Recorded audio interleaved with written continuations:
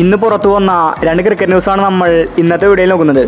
ആദ്യത്തെ ഒരു അപ്ഡേറ്റ് പാകിസ്ഥാനുമായി ബന്ധപ്പെട്ടതാണ്. പാകിസ്ഥാൻ ടീമിന് വേൾഡ് കപ്പിൽ നിൽക്കണമെന്നത് തീരുമാനിക്കുന്നത് ഇന്ത്യൻ ടീമാണ്. ഇന്നത്തെ മത്സരത്തിൽ ഇന്ത്യ പാകിസ്ഥാനെ തോൽപ്പിച്ചാൽ പാകിസ്ഥാൻ വേൾഡ് കപ്പിൽ നിന്ന് പുറത്താണ്. ഇന്ത്യയുടെ ഗ്രൂപ്പിൽ നിന്ന് USA-യും ഇന്ത്യയും കയറും.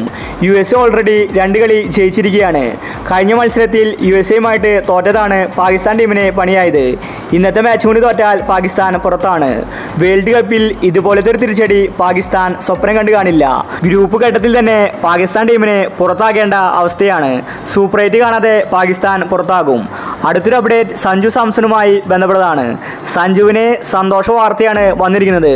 കഴിഞ്ഞ മത്സരത്തിൽ സഞ്ജുവിനെ കളിപ്പിച്ചിട്ടുണ്ടായിരുന്നില്ല. ഇനി വരുന്ന മാച്ചിലും സഞ്ജു കളിക്കില്ലെന്നാണ് കരുതിയത്.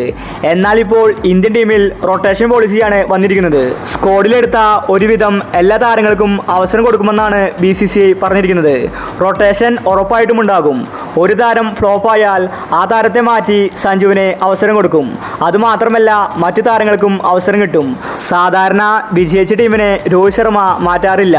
അതുകൊണ്ട് സ്ക്വാഡിൽ അവസരം കിട്ടിയാലും ആ താരങ്ങൾക്ക് കളിക്കാൻ സാധിക്കാറില്ല. എന്നാൽ ഇപ്പോൾ പുതിയൊരു റൂള് കൊണ്ടുവന്നിരിക്കുകയാണ് BCCI. റൊട്ടേഷൻ പോളിസിയാണ് BCCI കൊണ്ടുവന്നിരിക്കുന്നത്. ഇതിൽ ലോട്ടറി അടിച്ചത് സഞ്ജുവിനാണ്.